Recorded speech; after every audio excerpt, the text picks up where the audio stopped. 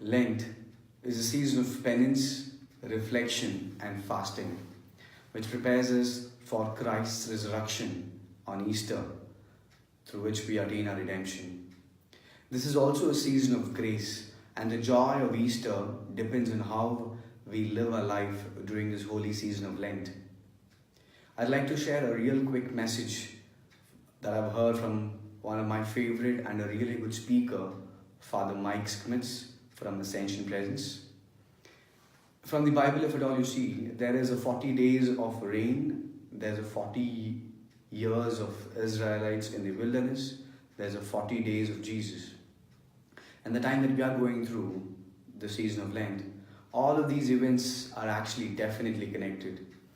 So if at all we have a closer look at the book of Exodus in the Bible, we see that God the Holy Father had actually set free the Israelites from the slavery of Egypt and brought them out of the land. So God wanted to lead them to at least two places. One is where they could receive the covenant and worship Him, and also receive the law, and they could develop a new relationship with Him, and to the promised land.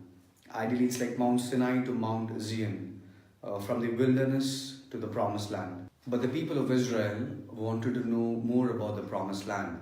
So they actually had sent some people among them to go find out about the place and report back. So they went and they reported back, and they had mentioned that that is a strong people in there and they are big.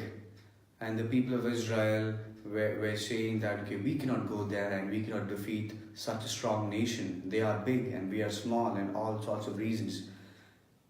And the important thing is that they did not consider the fact that God had set them free from Egypt, a very big nation at that point in time. And they had forgotten about all the wonders that's crossing through the Red Sea, the bread from heaven, the water from the rock, and many such things. They had not even considered to go there and fight. And they did not even think about God, who led them out of slavery, is going to lead them to victory. They did not even have the heart to fight. They did not even trust in their Father. What happened was that they had to wander in the wilderness, and during this course of these years, they actually learned to trust in their God. They became strong and they became a free people so that they could worship their only living God. Now consider ourselves.